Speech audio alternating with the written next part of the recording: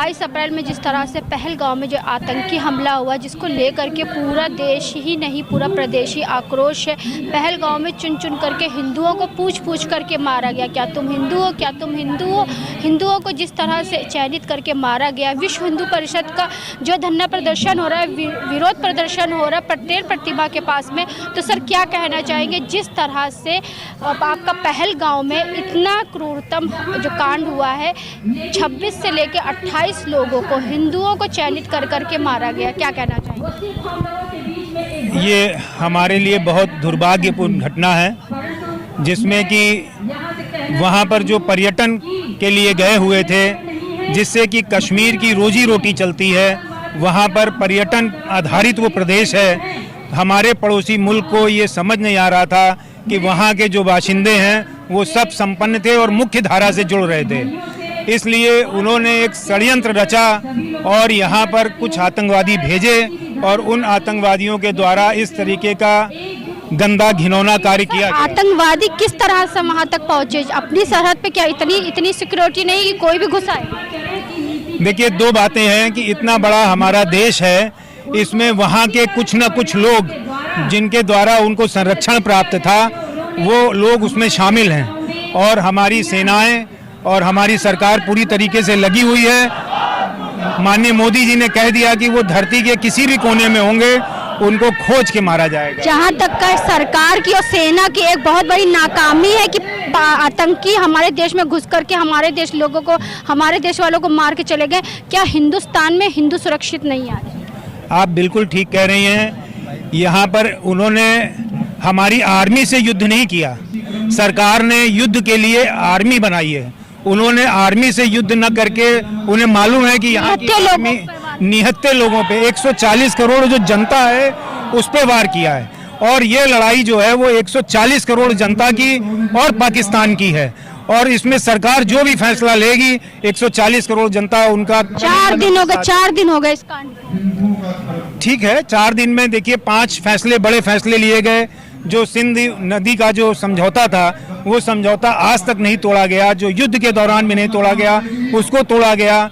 कराची का सेंसेक्स कल 2000 पॉइंट गिरा, उनकी अर्थव्यवस्था टूट गई है उसकी वजह से। अगर सर ये बताइए, आतंकी जितनी सरलता से यहाँ घुस गए, हिंदुओं को चुन चुन के मारा, अगर कुछ महिलाओं को यहाँ से उठा ले जाते वो लोग, तो क्या कर लेती है सरकार, क्या कर लेती है? देखिए, इसमें हमारे 140 करोड़ जो जनता है, उन सब लोगों को, इसमें सारे राष्ट्र के साथ में है और सभी को जागरूक होना पड़ेगा। तो विपक्ष भी साथ में एक होकर होना पड़ेगा। देश के नाम पर हम लोगों को एक होना पड़ेगा। हमारी पूजा पद्धति अलग अलग हो सकती है, पर राष्ट्र के नाम पर हमें एक होना पड़ेगा और वो शक्ति पैदा करनी पड़ेगी कि इस तरह का दुस्साहस कभी कोई दूसरा कर न सके। सर क्या कहना चाहेंगे जिस तरह से पहलगाम में इतना बड़ा आतंकी हमला हुआ, हिंदुओं को चुन चुन करके मारा गया? देखिए, ये कुछ नहीं है, ये सिर्फ एक प्रकार का हम हिंदुओं को किनारे करना और पूर्ण रूप से ये मजहबी नफरत दर्शा रहा है। नाम पूछने का क्या अर्थ है? नाम पूछ के ये दर्शाता है कि तुम अगर हिंदू हो तो हम तुम्हें मारेंगे, और ये तभी वहाँ से ख़त्म हो सकता है। एक तो पश्चिम बंगाल में हमारे माताएं, बहनें, बेटी और भाइयों का, अब यहाँ पे कश्मीर में भाइयों के साथ ऐसा किया गया। नाम नहीं पूछा गया, धर्म पूछा गया। धर्म पूछा गया, धर्म की आप जो हिंदू है वो अलग हो जाए, जो मुसलमान है वो। जी, कलमा पढ़ने का अर्थ क्या है? क्या हम उनसे कहते हैं कि आप हमारा गायत्री मंत्र पढ़ें? हम तो ऐसी नफरत नहीं रखते, ये सिर्फ और सिर्फ मजहबी नफरत है। लेकिन अब हिंदू जाग गया है, इसके विरोध में हम लोग यहाँ पे हैं। और जब तक वहाँ की लोकल पॉपुलेशन, जो वहाँ के कश्मीरी हैं, मैं उनसे निवेदन कर रहा हूँ, आग्रह कर रहा हूँ, अपने थाली में छेद करने का काम ना करे, क्योंकि ऐसी तो आतंकवादी नहीं आ गए वहाँ, ऐसी तो चलते फिरते नहीं आ गए, कहीं रहे होंगे, किन्होंने उनको लॉजिस्टिक सपोर्ट दिया होगा। तो वो अपने, हम हिंदू वहाँ जाते हैं, मुसलमान तो वहाँ जो कश्मीरी रहते हैं आधे से ज़्यादा सब कश्मीरी मुसलमान ही हैं, उन्हें उन वादियों की तो आदत है। लेकिन हम हिंदू वहाँ स्वर्ग समझ के जाते हैं, हम वहाँ पैसा खर्चा करते हैं, उनकी इकोनॉमी में हम पूरा साथ देते हैं। तो अपने थाली में छेद करने का काम वो ना करे, और इस प्रकार से जो आतंकवादी हैं उनको वो भी पकड़वाने में काम दे और उनको शेल्टर ना दे बिना लोकल के। एक बात हम आपसे और पूछना चाहेंगे, जिस तरह से वहाँ से जो लोग डर के मारे भागे, सारे पर्यटन वहाँ से भागे, तो वहाँ के लोकल लोकल वालों ने उनसे कोई किराया नहीं, कुछ नहीं लिया, लेकिन हमारी ट्रैवल एजेंसी थी, हमारे जो एयरपोर्ट के लोग थे जिन्होंने वहाँ से लेकर दिल्ली तक का जो किराया वसूला वो डबल वसूला। तो ऐसे समय पे क्या ऐसा करना चाहिए? बिल्कुल नहीं करना चाहिए।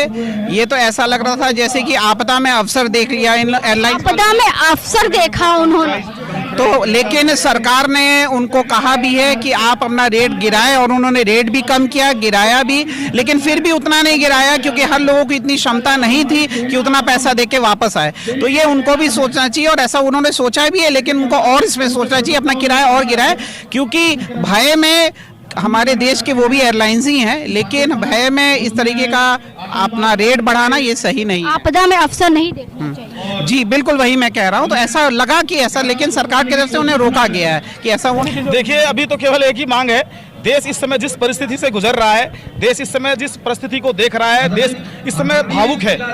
देश की श्रद्धांजलि उन 28 लोगों के लिए है जिन्होंने अपनी जान दे करके भारत के लिए जो गए थे वहां, कश्मीर के लिए, जिन्होंने कश्मीर, सुंदर कश्मीर को देखा और उनके साथ ऐसी घटना हो गई। पूरा देश उनको श्रद्धांजलि अर्पित करते हुए आज चाहता है कि जिस प्रकार से पुलवामा में घटना हुई थी और हमारे जवान 40 जवान मारे गए थे, ये दूसरी घटना पाकिस्तान ने ऐसी की है जो बिल्कुल भी माफ करने योग्य नहीं है।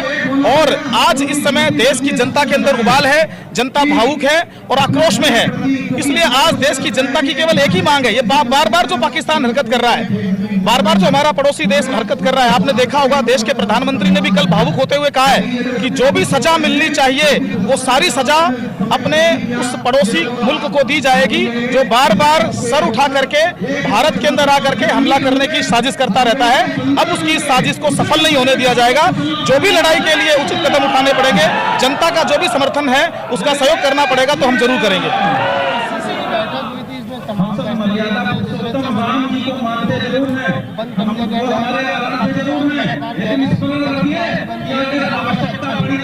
देखिए, जो ये पाकिस्तान है इसकी हरकतें बड़ी नीच हैं।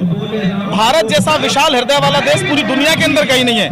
लगातार आतंकवादी घटना होने के बाद भी पाकिस्तान को जो सिंधु नदी का जो जल है, जो संधि हुई थी, उसके तहत लगातार उनको पानी जाता रहा था।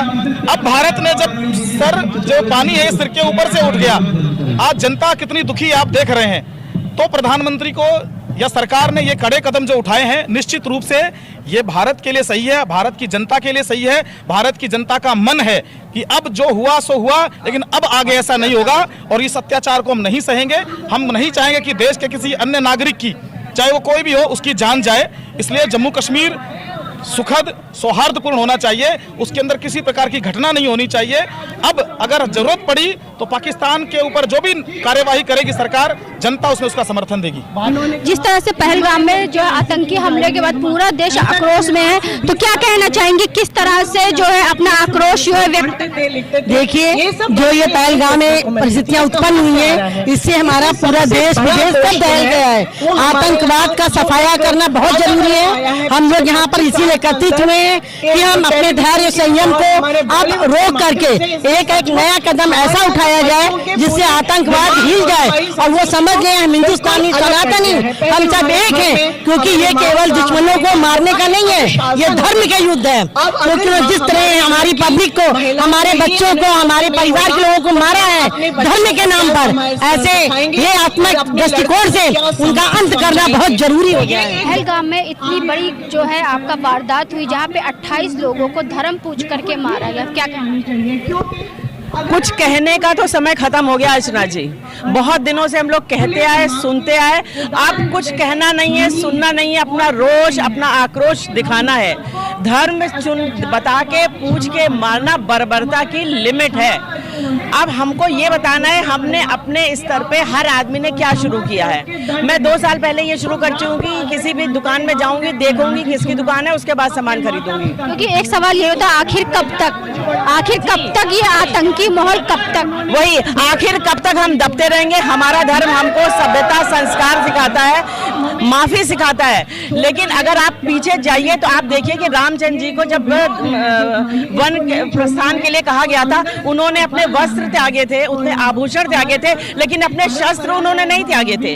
यानी जब जरूरत पड़ेगी तो आप अपने शस्त्र उठाओगे, है कि नहीं? शस्त्र उठाना जरूरी है। हमारे जितने देवी देवता हैं सब अपने हाथों में अस्त्र शस्त्र लिए, किस लिए? दिखाने के लिए थोड़े लिए।